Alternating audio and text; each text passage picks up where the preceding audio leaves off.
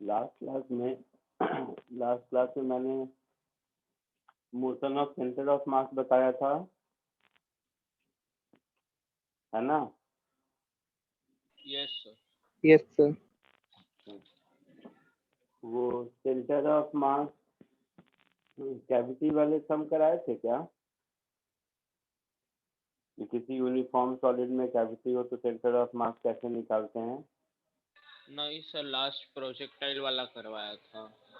हाँ, क्वेश्चन कराया था। हाँ हाँ, चलो, वही था।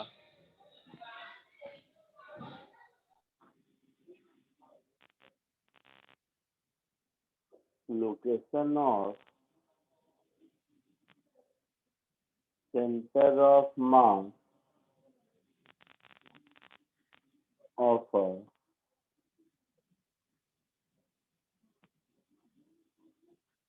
uniform solid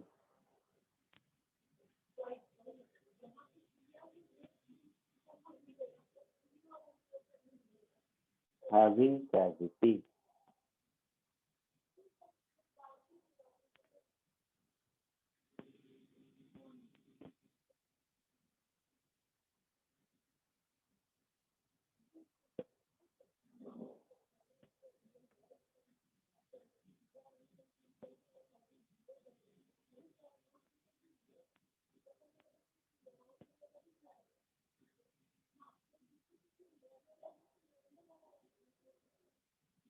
मतलब ये है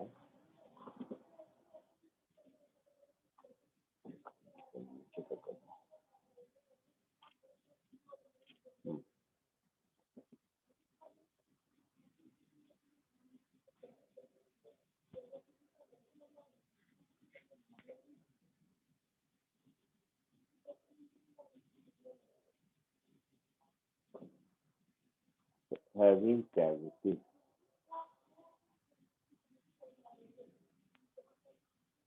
इसका मतलब ये है, मान लो कि कोई एक सॉलिड है, किसी भी शेप साइज का ले लो। मान लो ये कोई सॉलिड है किसी भी शेप साइज का, ये इसके सेंटर ऑफ मास का लोकेशन है। अब अगर इस सॉलिड में कोई एक कैविटी ले लिया, मतलब अब मास इतने में ही है।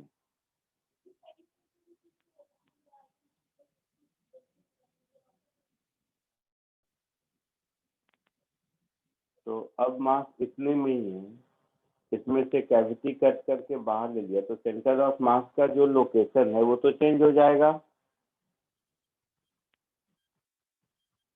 होगा ना? Yes sir. मतलब ये सेंटर ऑफ मास का पोजीशन था जब इसमें कैविटी नहीं था। अब अगर एक यूनिफॉर्म कैविटी डाल दिया तो अब ये सेंटर ऑफ मास का पोजीशन कुछ और होगा ना? यस सर, होगा। ठीक है, तो अब सेंटर ऑफ मास का पोजीशन कैसा होगा ये हमें ढूंढना है। तो हम ऐसे सोचते हैं कि अगर मैं अपने मन से कैविटी में सेम डेंसिटी का मास फिल कर दूं, मतलब इसको मान लो MC कैविटी को भी फिल कर दिया और ये पुराना वाला है M, तो इन दोनों का सेंटर ऑफ मास तो यहाँ होगा, जो रेड वाली लाइन है।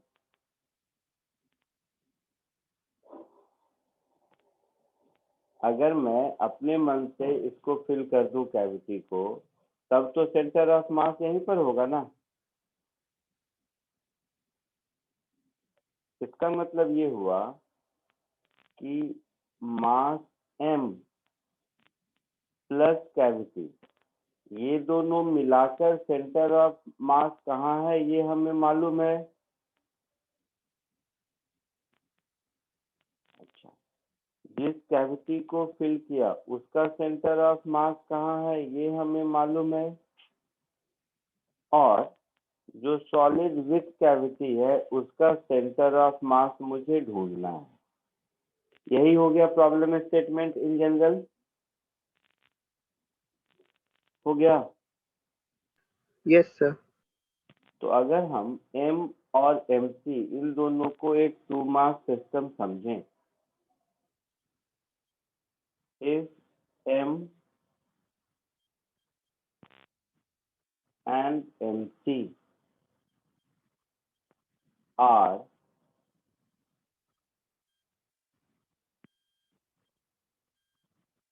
taken as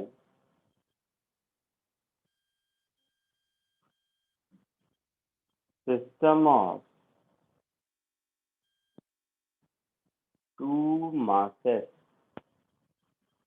फिर तो जो हम लोगों ने अभी पढ़ा है उसके हिसाब से ये लिख सकते हैं, location of centre of mass of m plus mc is equal to mass m multiplied by location of center of mass of m plus mass mc multiplied by location of center of mass of mc divided by m plus mc।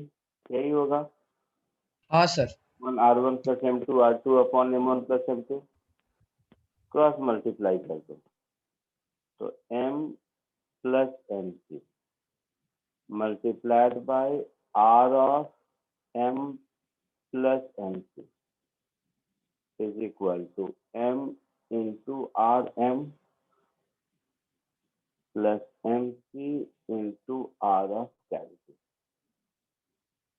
तो यहाँ से देखोगे location of centre of mass of m जो कि मुझे ढूंढना है, तो ये कुछ ऐसा हो जाएगा m plus mc multiplied by location of center of mass of m plus mc minus mc into location of center of mass of cavity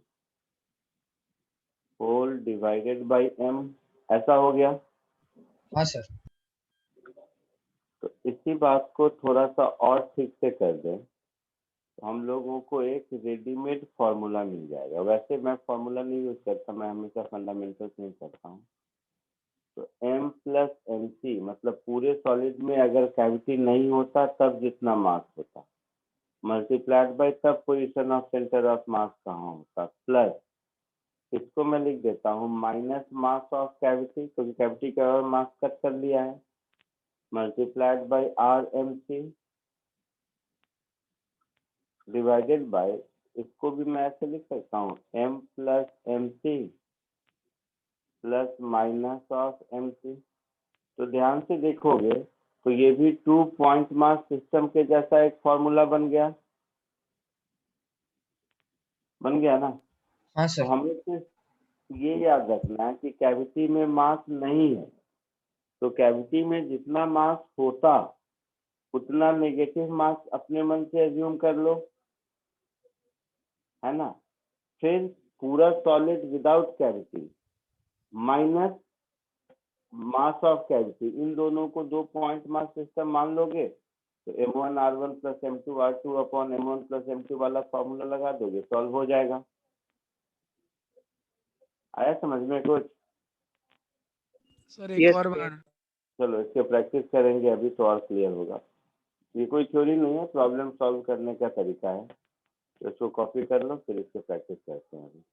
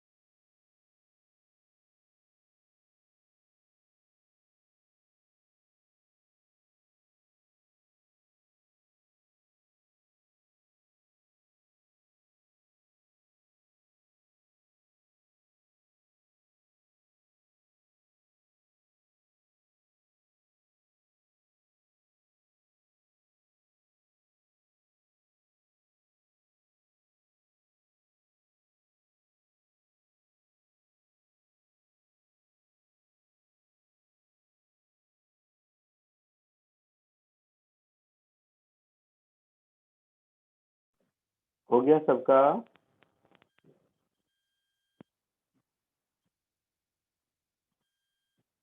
लिख लिया सबने? 2 Yes, मिनट। sir. ठीक है, 2 मिनट जल्दी करो।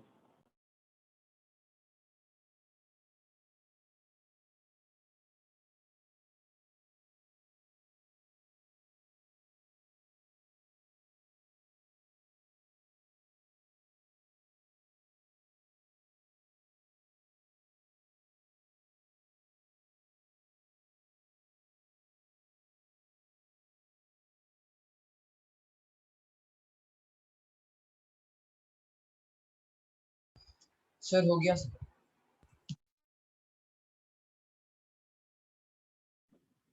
हो गया? आगे बढ़े? यस हाँ सर। सर आगे बढ़ो। अब देखो,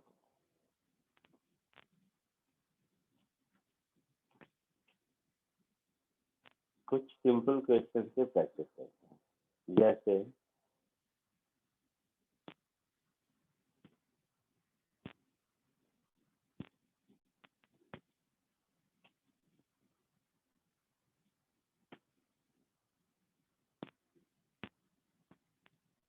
एक क्वेश्चन में देखो,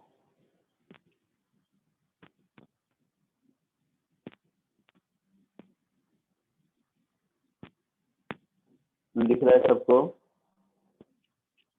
यस सर।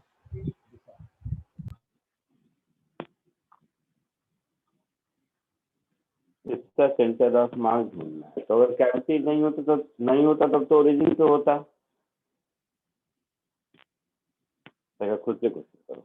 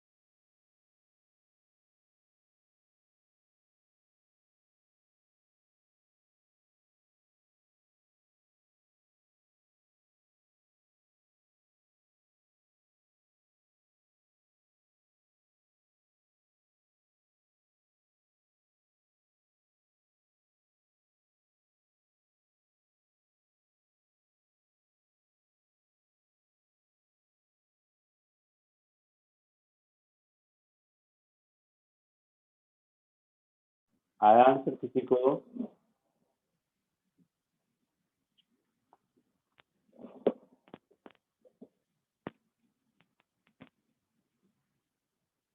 बोलो।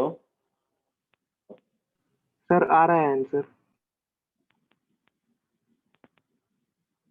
सर A/6 मीटर लेफ्ट पे।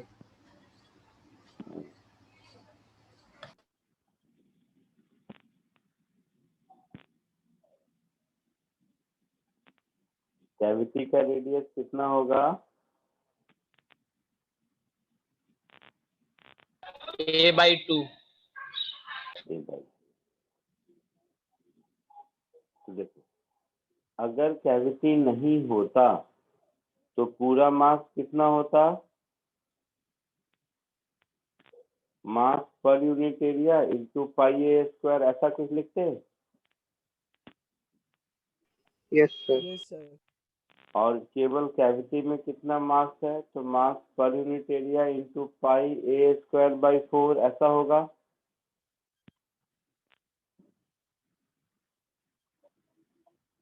होगा। Yes sir. Yes sir.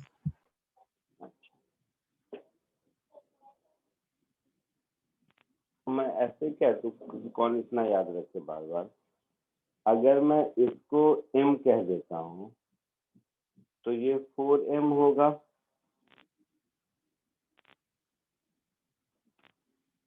Yes ये सर। सिग्मा उग्मा इतना कौन याद रखेगा? ठीक है।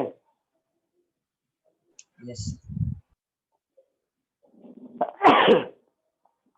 तो हम लोगों को ये स्मॉल m, मतलब ऐसा समझो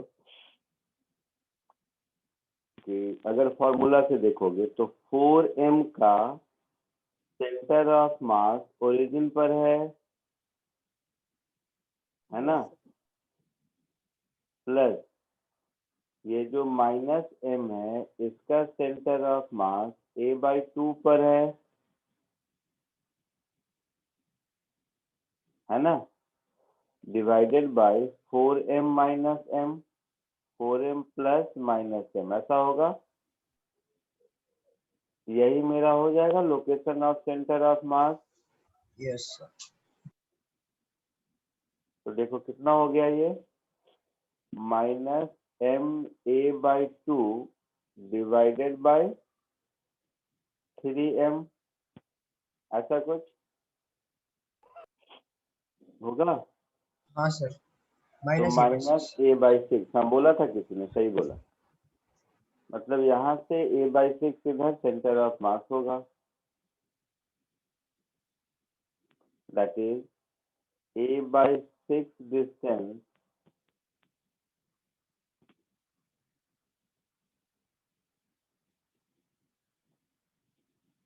लेफ्ट ऑफ, इस पॉइंट को अगर मैं O कह दूं तो लेफ्ट ऑफ O, ऐसा कुछ आंसर होगा।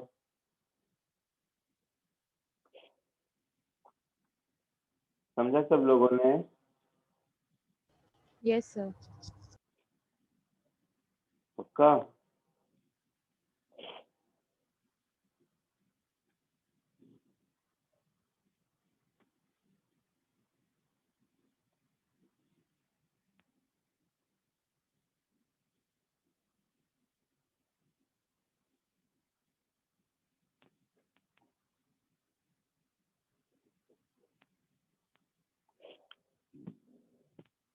ठीक।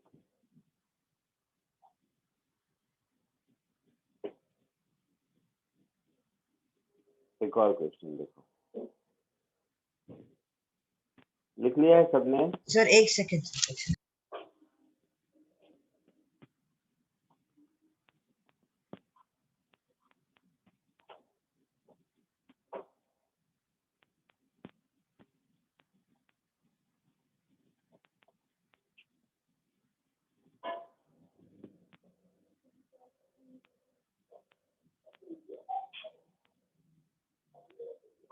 हो गया सर।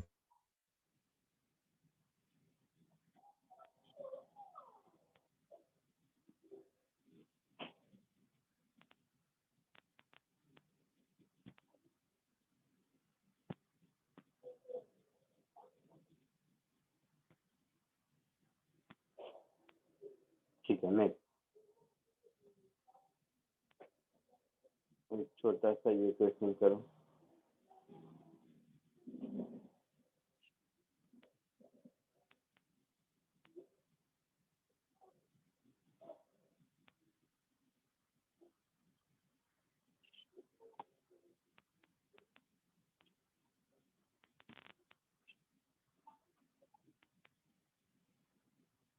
ये कोशिश कीजिए।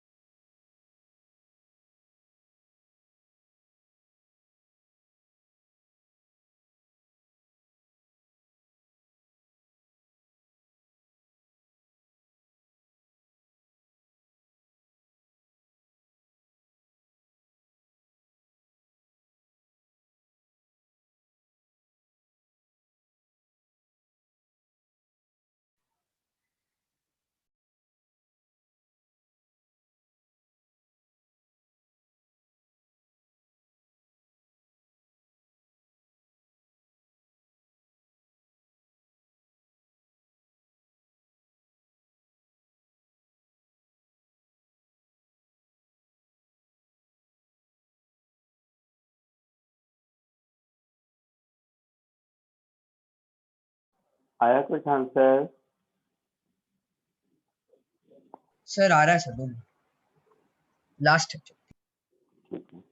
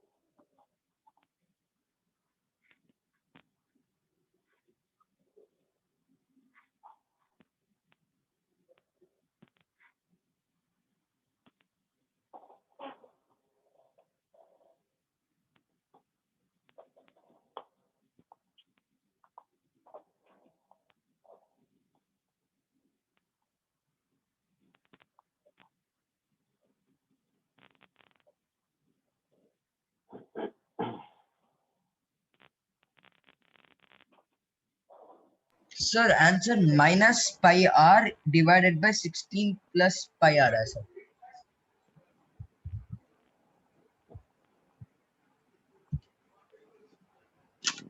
और किसी को कुछ आया?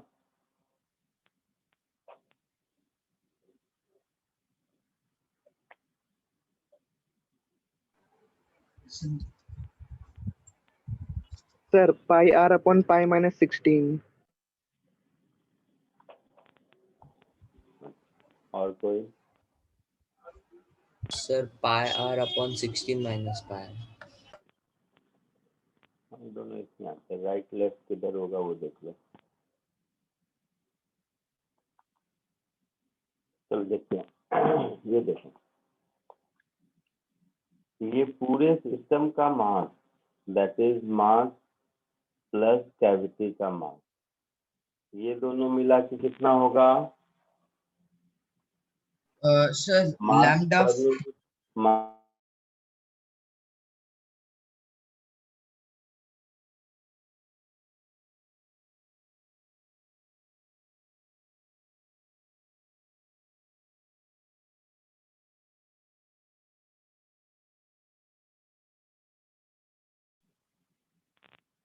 बोल तो, आवाज आ रही है? सर आप एक बार पॉज हो गए थे बहुत देर के। हाँ सर। अच्छा, पॉज मैंने कहा मास और कैविटी में भी अगर मास होता तो सब मिला के मास per unit area into 16r² होगा। Yes sir. और इस m प्लस mc इसका सेंटर ऑफ मास ओरिजिन पे होगा। हाँ होगा। सर। केवल कैविटी का मास देखें तो ये सिग्मा इंटू पाई r² होगा। हाँ सर। और इस कैविटी का सेंटर ऑफ मास होगा माइनस r पर, होगा।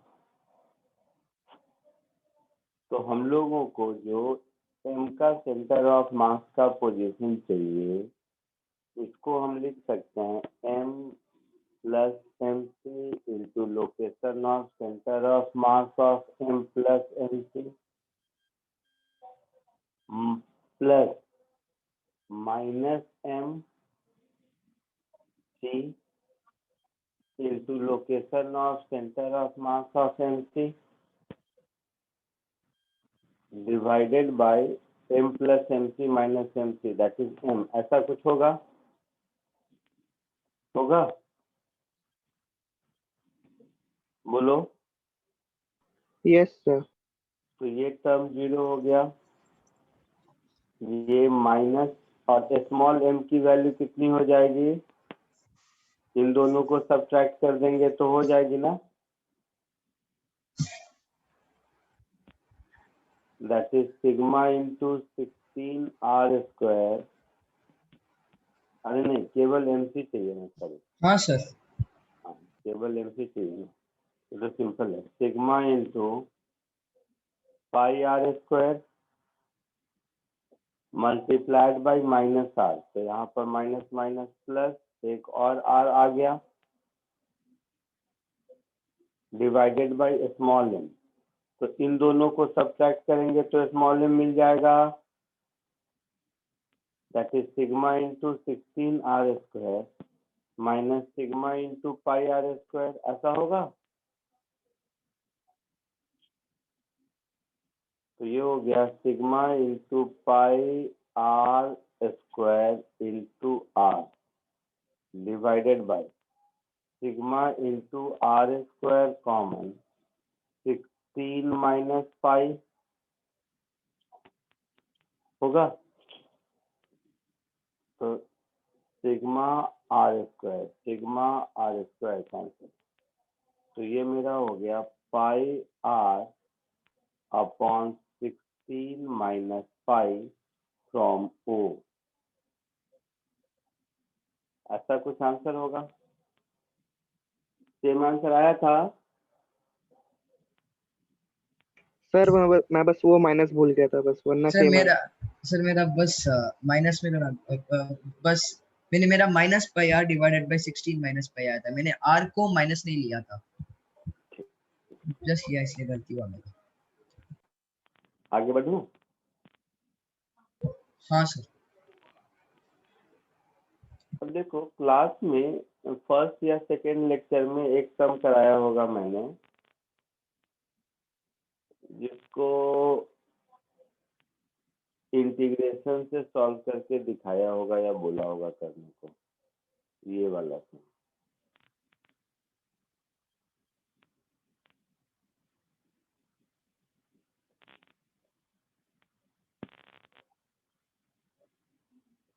देखो ये वाला सम क्लास में कराया है ना मैंने, हाँ सर। हाँ सर। तो पहले कराया था जिसमें मैंने कहा था इंटीग्रेशन से करो जैसे डिस्क का करते हैं, और R1 से R2 तक इंटीग्रेट किया था, ऐसा इसी मेथड से कराया था ना। यस सर, वैसे किया था। इस क्वेश्चन को अब सेकेंड मेथड से भी कर सकते हैं, क्योंकि ये क्वेश्चन कुछ ऐसा हो गया कि एक R2 रेडियस का सेमी सर्कुलर डिस्क है, जिसमें से R1 रेडियस का सेमी सर्कुलर डिस्क कट किया गया है।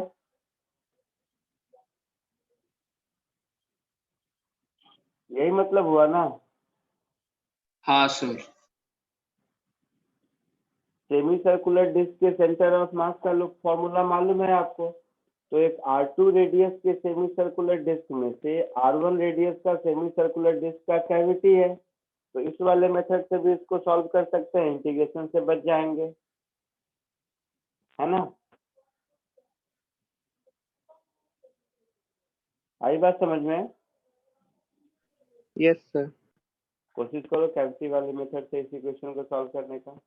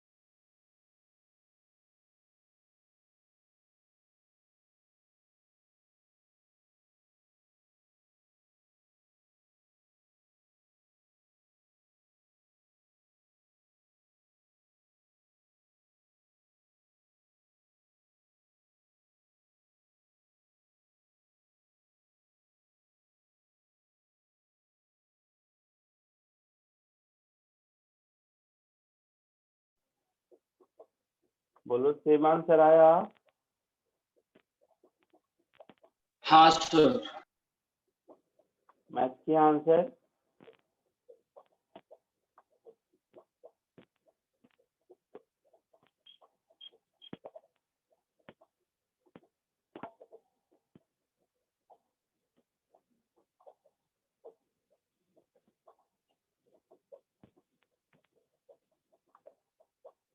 हो गया सबका? आगे बढ़ूं? हाँ सर यस सेम है। सर।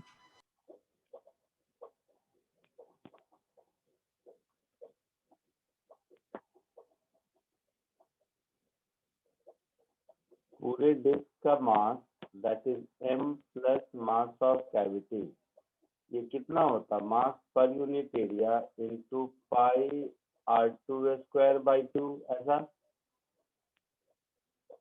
केवल कैविटी का मास क्या होता? Mass per unit area into pi r1² by 2, ऐसा होता। तो केवल जो m है उसका सेंटर ऑफ मास कहाँ होगा? तो मास m plus mc multiplied by उसके सेंटर ऑफ मास का लोकेशन,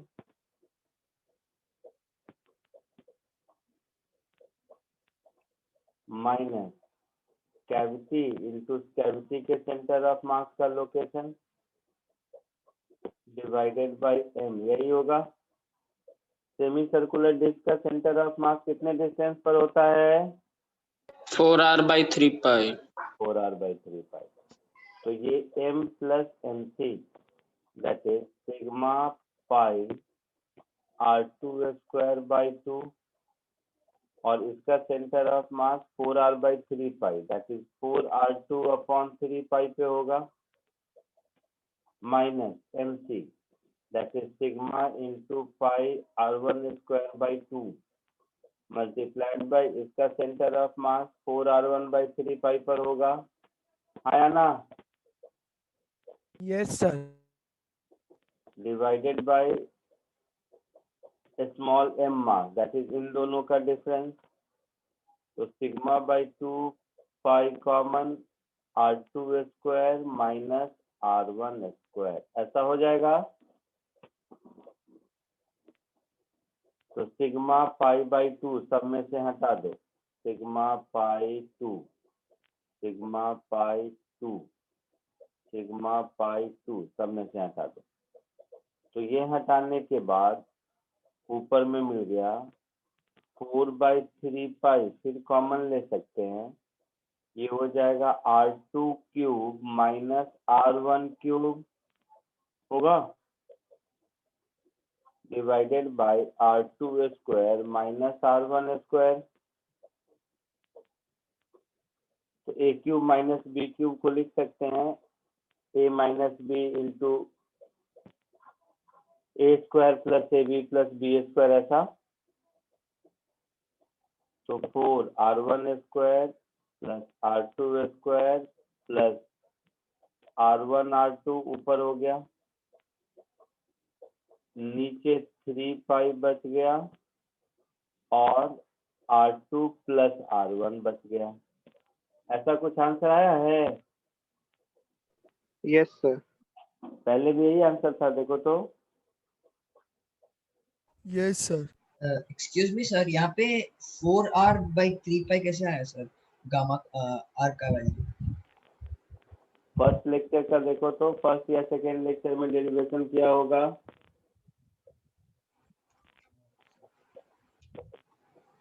फर्स्ट या सेकेंड लेक्चर में देखो, सेमी सर्कुलर डिस्क के सेंटर ऑफ मास का क्या फॉर्मूला डिराइव किया था?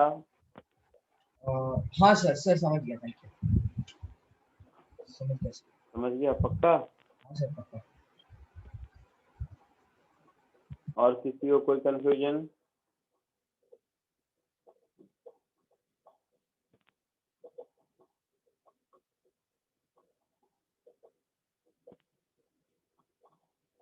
और किसी को कोई कंफ्यूजन है कैविटी वाले क्वेश्चन को लेकर?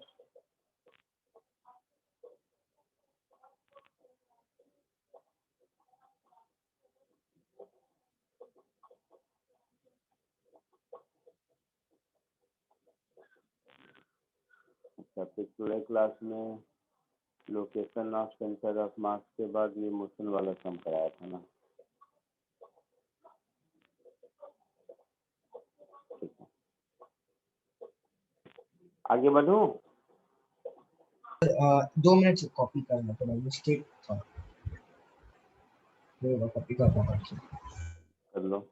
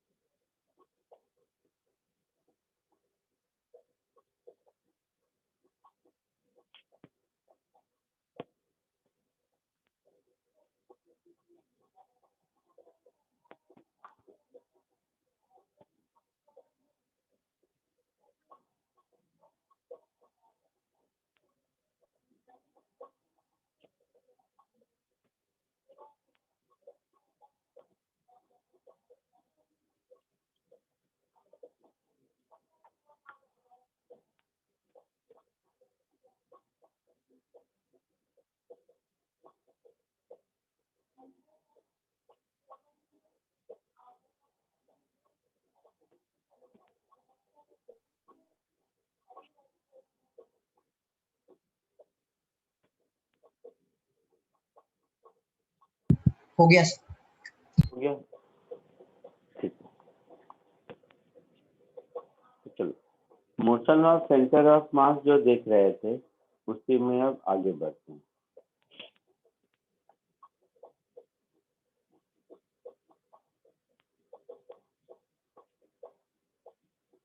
तो हम लोग बोलेंगे law of conservation of linear momentum.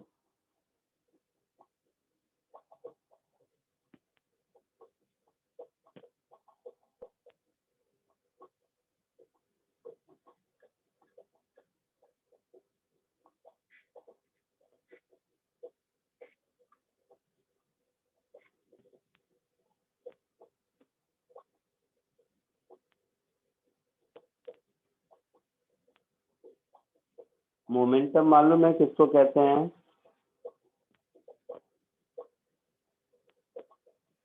हाँ sir, product of mass and velocity. Mass into velocity को मोमेंटम कहते हैं, सबको मालूम है। हाँ सर।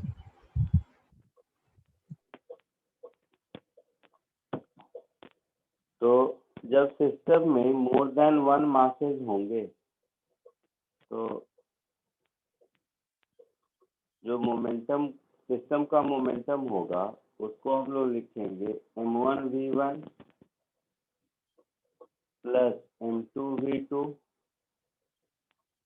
प्लस m3v3, यही लिखेंगे। ऐसा सबके हाँ मोमेंटम सर। वेक्टर को ऐड कर दिया।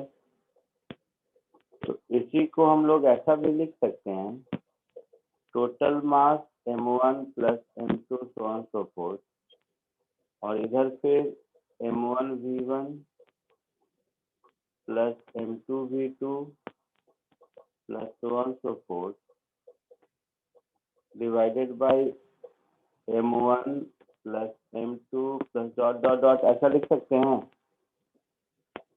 Yes sir. तो सिस्टम का मोमेंटम मुझे मिल गया total mass of the system multiplied by velocity of centre of mass. Common sense है हाँ सर। ना? तो सिस्टम का मोमेंटम मिल गया। अब न्यूटन सेकेंड लॉ से अगर देखें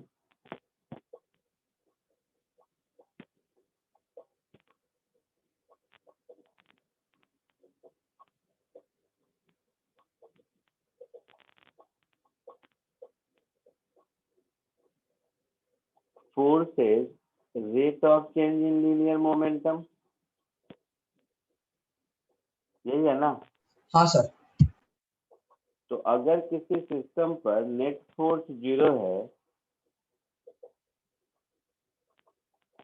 अगर किसी सिस्टम पर फोर्स 0 है तो definitely momentum of the system constant होगा, है ना।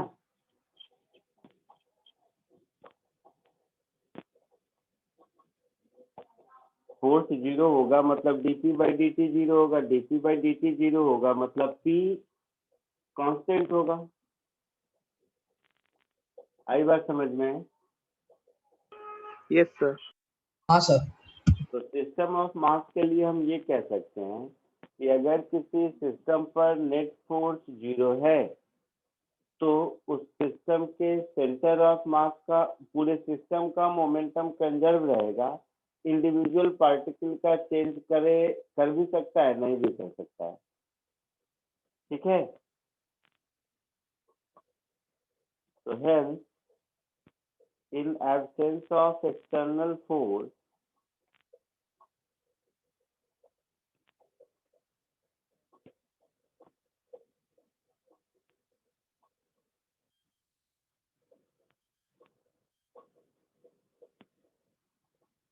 momentum of the system will remain conserved.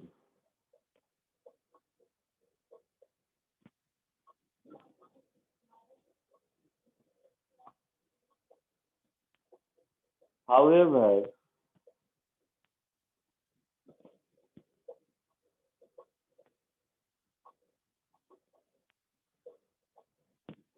momentum of individual masses in the system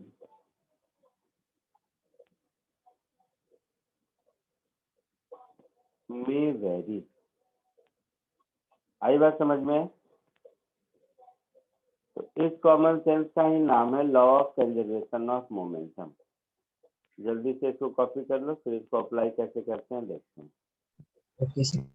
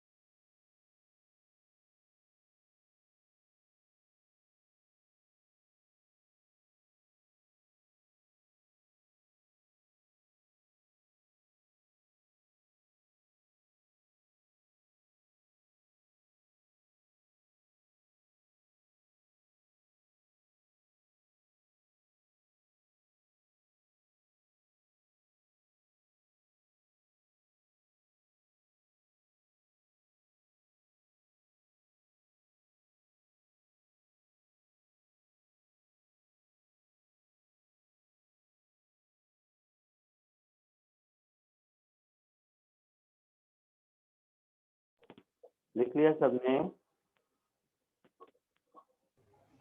Yes, sir. बोलो। Yes, sir. ऐसे बोलोगे तब तो मैं वेट करता हूँ तुम लोगों का। चलो, इस पे बेस एक क्वेश्चन कीजिए।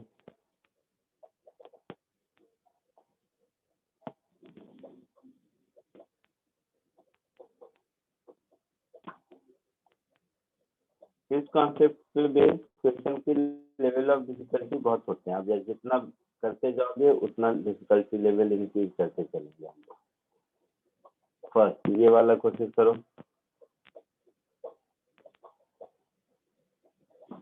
जल्दी, 5 मिनट का टाइम है, फटाफट करते जाइए और बताइए। हाँ, अटेम्प्ट करने को 5 मिनट है आपके पास।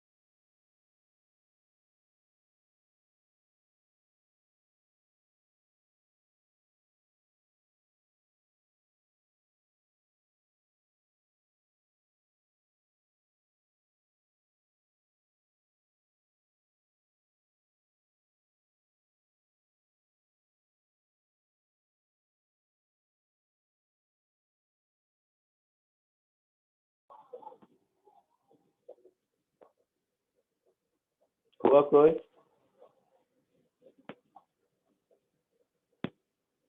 चलो एक करके दिखाता हूँ। मान लो ये प्लेटफॉर्म है और इस प्लेटफॉर्म के ऊपर एक बच्चा है। मैन है, मैन ऑफ मास m1। तो ये इधर जा रहा है, v1 वेलोसिटी से जाने लगा। मान लेते हैं v1 वेलोसिटी से जाने लगा, तो ये प्लेटफॉर्म पीछे जाने लगेगा v2 वेलोसिटी से। प्लेटफॉर्म का मास m2 है ना? बोलो। हाँ सर। तो v1 मुझे नहीं मालूम है और v2 नहीं मालूम है, v2 मुझे ढूंढना है। बट ये दिया हुआ है कि मैन का मोशन रिलेटिव टू प्लेटफॉर्म जो वेलोसिटी है वो vr है ना?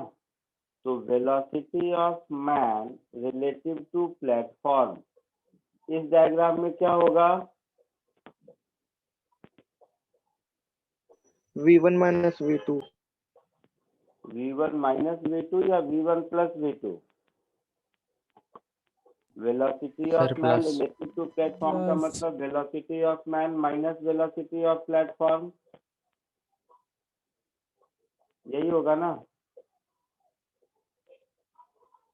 तो ये है वी आर, ये है V1 और वो V2 पीछे है, तो ये हो गया प्लस V2। आई बात समझ में। तो V1 मुझे मिल गया VR माइनस V2 मिल गया ऐसा।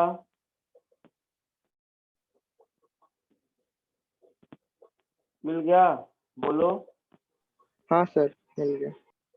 अब मोमेंटम कंजर्वेशन कर दो, applying law of conservation of linear momentum, क्योंकि आदमी प्लेटफॉर्म पर फोर्स लगा रहा है और प्लेटफॉर्म आदमी पर तीसरा कोई एक्सटर्नल फोर्स नहीं है ना। बोलो। और इनिशियली सिस्टम रेस्ट पर है, मतलब momentum of platform plus momentum of man, इन दोनों का वेक्टर सम 0 होना चाहिए। तो M1 राइट की ओर है और M2V2 लेफ्ट की ओर है, तो minus M2V2, this should be equal to 0।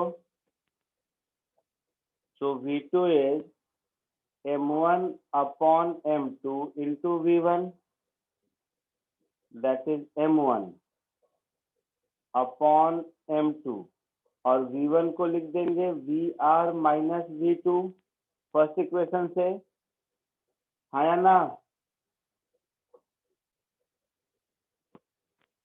बोलो।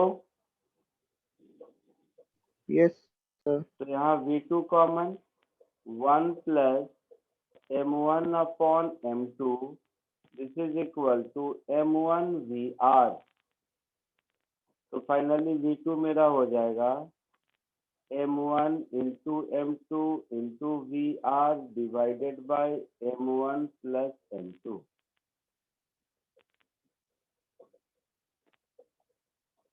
देखो तो कुछ गलत तो नहीं किया।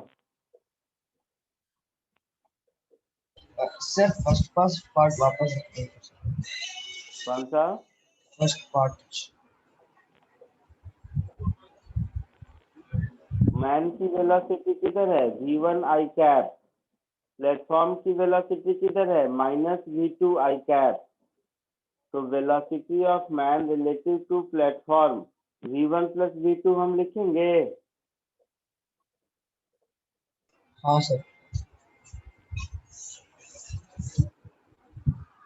समझा। ठीक है। समझा। यहाँ पर इनिशियली सिस्टम रेस्ट पर था, तो इनिशियल मोमेंटम 0, तो फाइनल भी 0 होना चाहिए। तो दोनों के मोमेंटम का वेक्टर सम 0 किया, तो V2 की value M1 by M2 into V1 और V1 का ये वैल्यू यहाँ सब्स्टिट्यूट कर दिया, तो ऐसा हो गया।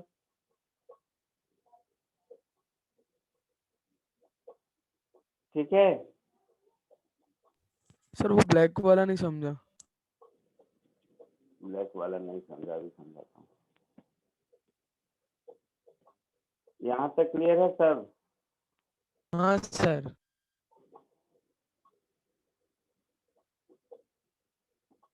यहाँ तक ठीक है।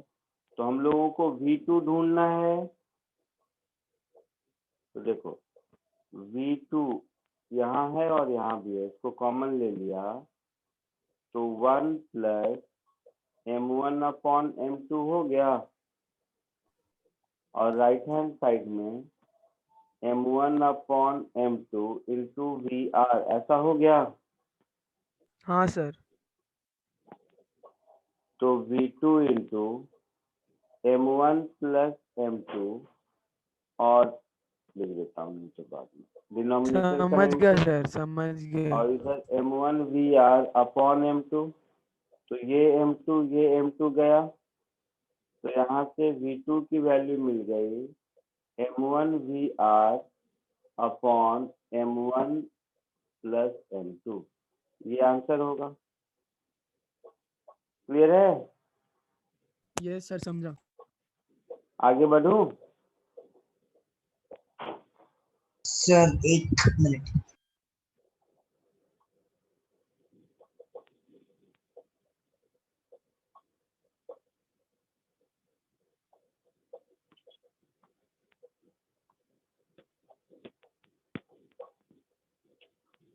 जब हो जाए तो बोलो। हो गया। हो गया? सर एक सेकंड। इसी में एक एक स्टेप और आगे बढ़ते हैं। तो ये क्वेश्चन कोशिश करो।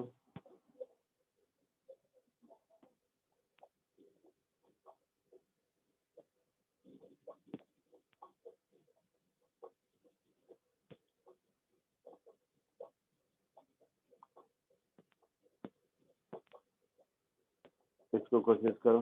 सिमिलर क्वेश्चन है पिछले के जैसा। फर्क सिर्फ इतना है, प्लेटफॉर्म की जगह गन है और सेम डायरेक्शन में नहीं, यहाँ सर्टेन एंगल 60 डिग्री पे बुलेट निकला। फिर कोशिश करो उसके बाद।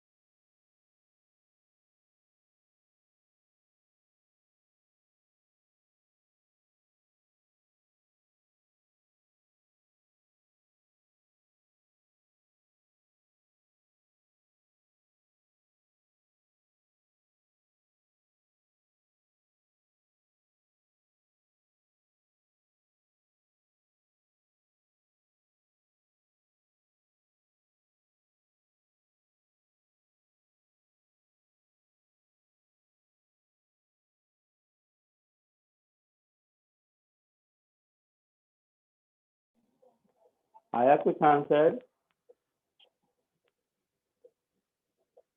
बोलो। सर आप करके दिखा दीजिए प्लीज। सॉरी, कितना? सर आप करके दिखा दीजिए प्लीज। हाँ, मैं तो कर देता हूँ, बस थोड़ा तो ट्राई करो कम से कम।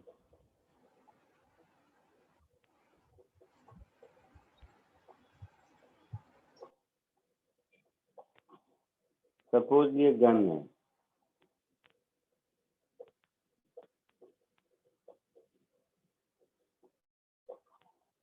और ये गन का बैरल है। इस बैरल से एक बुलेट निकला, कितने एंगल पर? 60 डिग्री पर, ऐसा कुछ।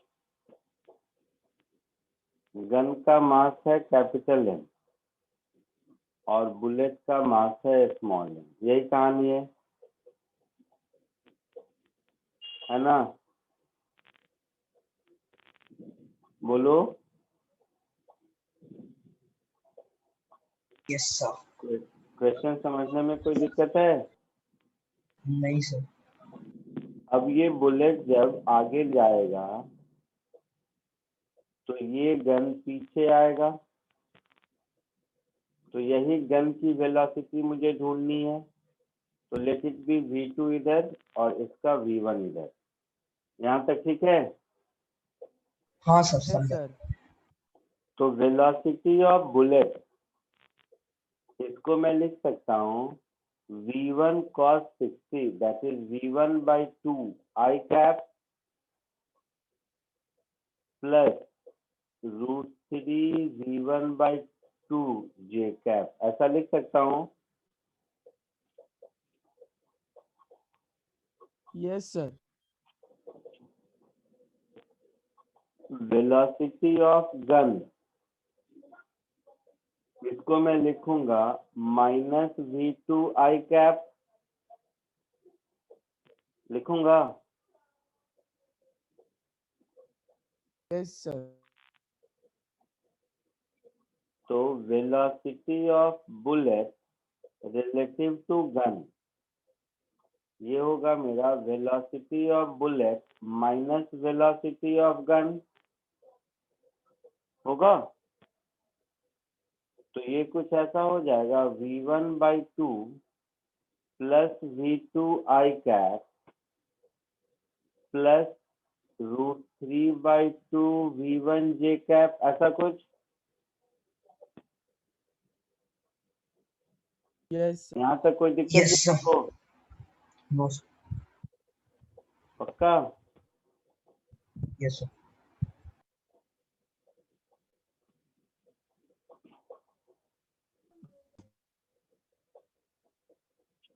तो इनिशियली गन और बुलेट रेस्ट पर था, और इसमें वर्टिकल डायरेक्शन में तो mg है, हॉरिजॉन्टल डायरेक्शन में कोई फोर्स नहीं है, तो हम लोग हॉरिजॉन्टल डायरेक्शन में मोमेंटम कंजर्व कर सकते हैं।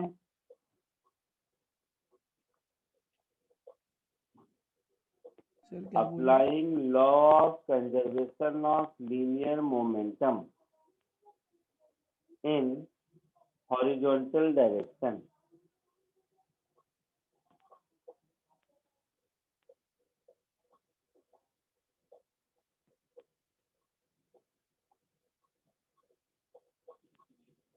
तो इनिशियल मोमेंटम 0 था,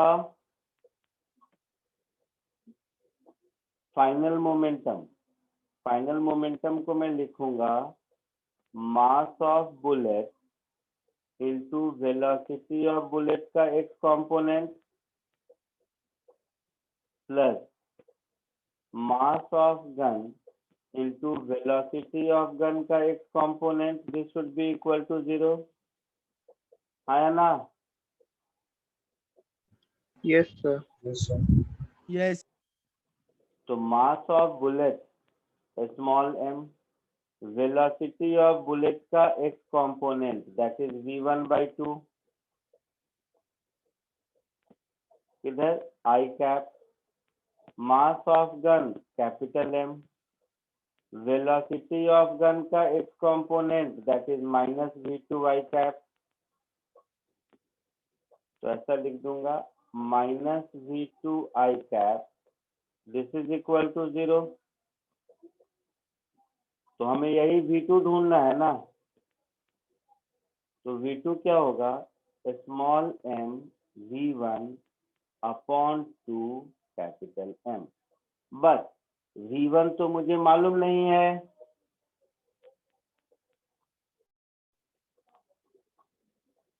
v1 मुझे नहीं मालूम है ना। नो बोल तो सर, भाई, कुछ तो बोलो। नो सर, नहीं मालूम है सर। तो v1 अगर मुझे नहीं मालूम है, लेकिन हमें क्या मालूम है, vr मालूम है ना, हमें vr मालूम है। Yes sir. तो इस v1 को अगर vr के टर्म में लिख दें तो हमारा काम चलेगा। अब देखो यहाँ पे लिखा है gun of mass capital M bullet small m with speed vr relative to barrel of the gun which is inclined at an angle 60 degree with horizontal. तो ये जो vr है ये बुलेट का velocity with respect to gun है ना, हाँ बोलो। हाँ सर। ये जो हम लोगों को मिला है यहाँ पर, ये तो हमने अपने मन से बुलेट और गन की वेलोसिटी v1 v2 लेके किया। अब क्वेश्चन के हिसाब से क्या होना चाहिए, velocity of bullet relative to gun is VR cos 60 degree I cap plus VR sin 60 degree J cap, ऐसा होना चाहिए ना, बोलो। Yes sir. यानी कि इसमें का ये जो टर्म है, ये टर्म VR cos 60 के बराबर है, और समझ गए, ये टर्म इसके बराबर है, और ये जो टर्म है ये VR sin, सर उसकी जरूरत नहीं मुझे, वो VR sin 60 के बराबर है, समझ रहे हो, बोलो।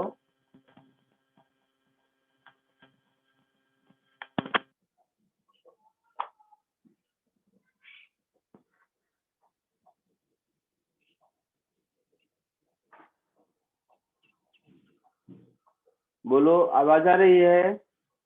हाँ सर, तो यहाँ से मैं लिख सकता हूँ ना कि इन दोनों से कि v1/2 plus v2 is vr/2। तो v1/2 का वैल्यू मेरा होगा vr/2 माइनस v2 के बराबर, हाँ sir. that is v1 is vr minus twice v2। ये हम लोगों को v1 का वैल्यू मिल गया, ठीक है। अब v1 के इस वैल्यू को हम यहाँ पे सब्स्टिट्यूट कर देंगे तो हमारा काम चलेगा। तो v1 के इस वैल्यू को यहाँ पर सब्स्टिट्यूट कर देंगे तो आंसर मिल जाएगा। तो ये हो गया small m/2 times capital M VR minus 2v2, मुझे v2 ढूंढना है, तो इस टर्म को इधर ले आइए, तो v2 common 1 plus small m upon capital M, this is equal to small m into VR upon twice of capital M। तो फाइनली v2 मेरा हो गया small m VR upon twice of capital M plus small M, ये हमारा answer होगा। आया समझ में सबको? Yes sir. कॉपी कर लो अपनी भाषा में।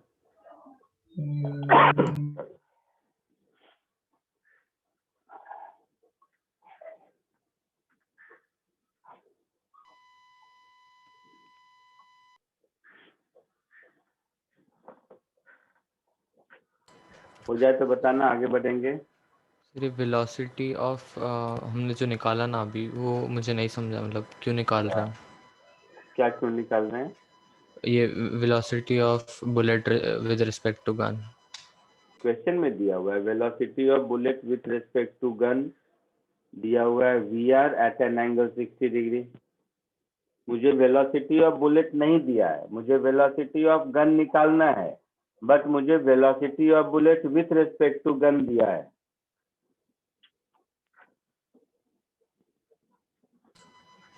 हाँ सर, समझा।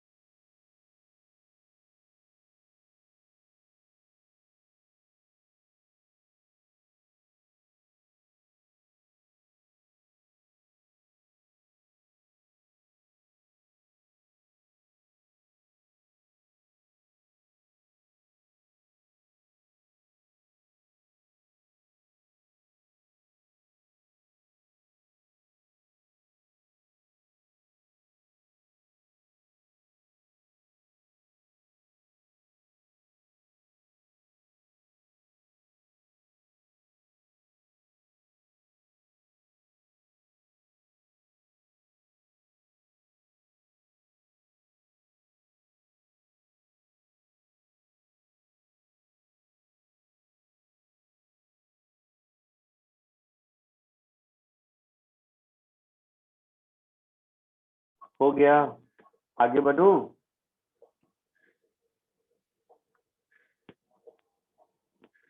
हो गया सबका, आगे बढ़ूं? लिख लिया? हाँ यस सर। सर। एक और क्वेश्चन देखो, ये मोमेंटम कंजर्वेशन का है।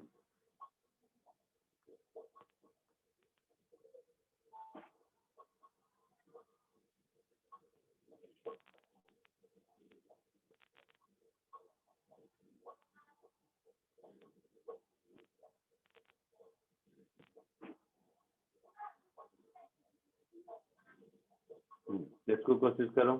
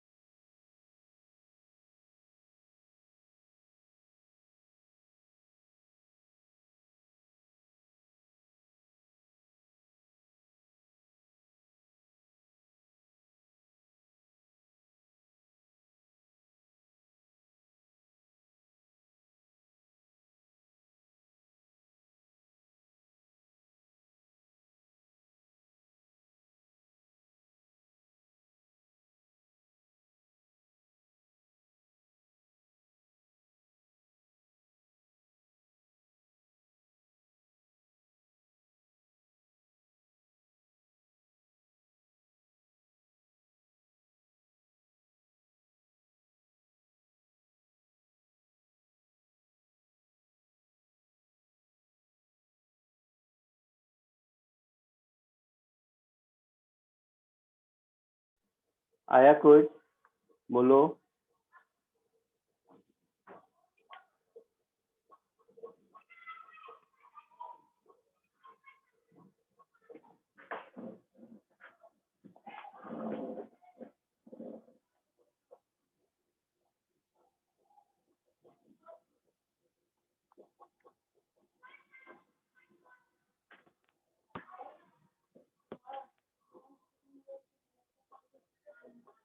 बोलो, आया कुछ आंसर?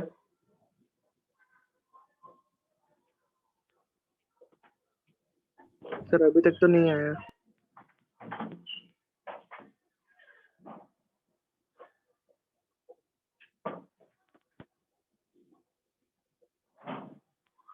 बोलो, तो ये तो बहुत आसान है, इसमें कुछ भी नहीं है। आवाज आ रही है? Yes sir.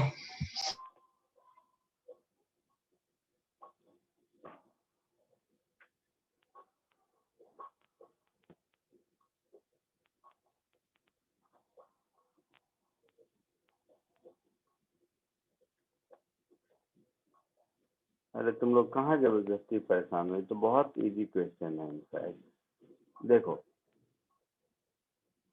ये तो सॉल्व करना चाहिए।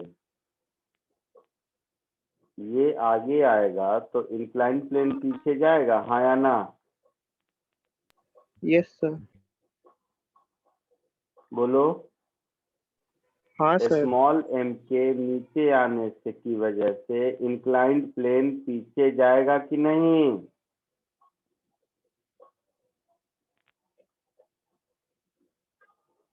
आवाज आ रही है?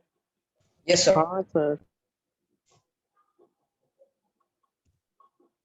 अरे आवाज आ रही है? Yes sir. सर।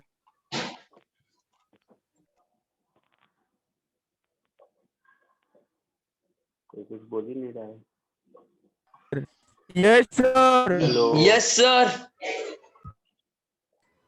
सर का स्पीकर बंद लग रहा है। होगा।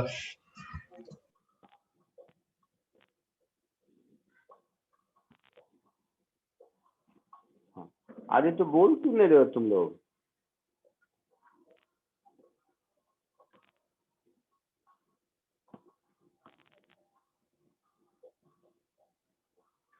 ओह अच्छा अच्छा, ओके ओके ओके। मुझे नहीं आ रही है ऐसा।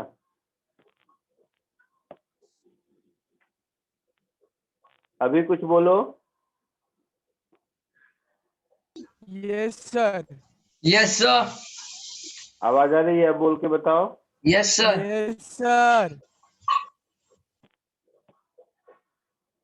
नहीं, मुझे अभी भी नहीं आ रही है।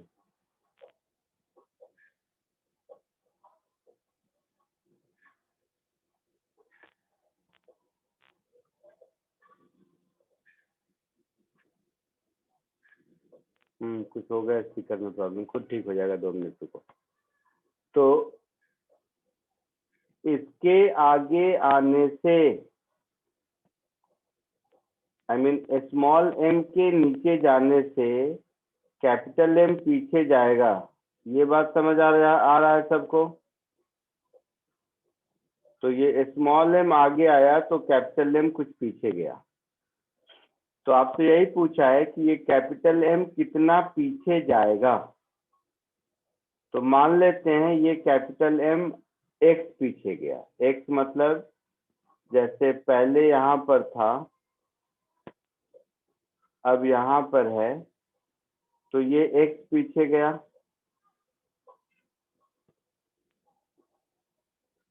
और यहाँ से यहाँ का डिस्टेंस L है।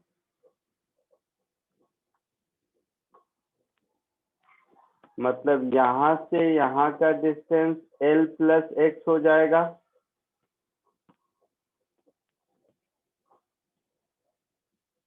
तो सिस्टम पर नेट फोर्स अगर 0 है, क्योंकि ब्लॉक नीचे आ रहा है वही उसको पीछे पुश कर रहा है, तो सिस्टम पर अगर नेट फोर्स 0 है तो सेंटर ऑफ मास का लोकेशन चेंज नहीं करना चाहिए।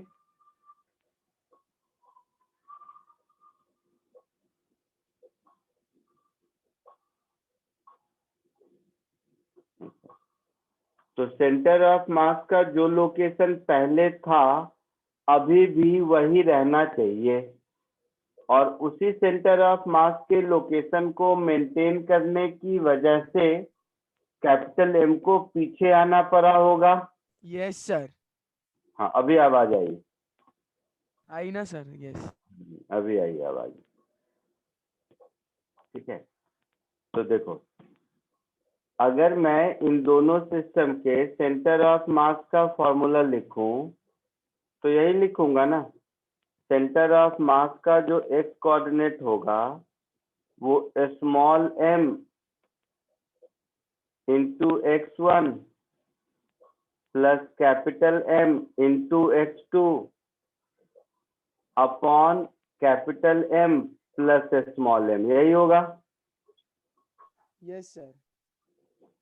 तो अगर x COM चेंज नहीं होना चाहिए, मतलब इसमें जितना इंक्रीमेंट हुआ है इसमें उतना ही डिक्रीमेंट होना चाहिए। हाँ सर। क्योंकि डिनोमिनेटर चेंज होगा नहीं, न्यूमरेटर में ये x1 चेंज हो रहा है, क्योंकि किसी भी रेफरेंस से देखें तो स्मॉल m अपनी जगह से l आगे आया है, l नहीं l माइनस x आगे आया है। Yes sir. स्मॉल m के x कोऑर्डिनेट में, स्मॉल m के x कोऑर्डिनेट में l माइनस x का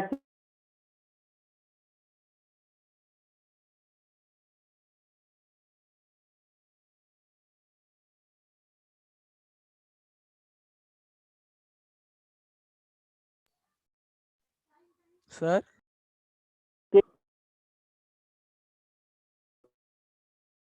हाँ बेटा बोलो। सर बीच में आपका सर वॉइस आपका बंद हो जाता। हाँ सर इंटरनेट।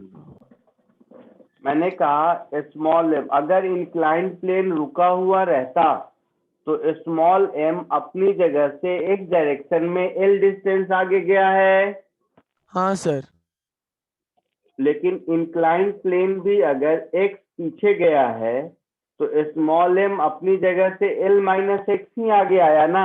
हाँ सर। पक्का? हाँ सर, क्योंकि इंक्लाइन प्लेन भी अपनी जगह से हिला है ना। हाँ, तो इसके इसमें चेंज हुआ l माइनस एक्स का, तो स्मॉल m के पोजीशन में l माइनस एक्स का चेंज हुआ, कैपिटल M के पोजीशन में x का चेंज हुआ, ये x पीछे गया। Yes sir. तो इन दोनों के चेंज का सम 0 होगा, तभी x COM कांस्टेंट रहेगा। मतलब small m into l minus x जितना आगे गया, कैपिटल M इंटू एक्स उतना ही पीछे गया। यस। तो small m into l is equal to x common small m plus capital M। Yes तो सर। इस x की वैल्यू मिल गई, small m into l upon small m plus capital M, ये आंसर होगा। क्लियर है? Yes sir समझ। Copy कर लीजिए।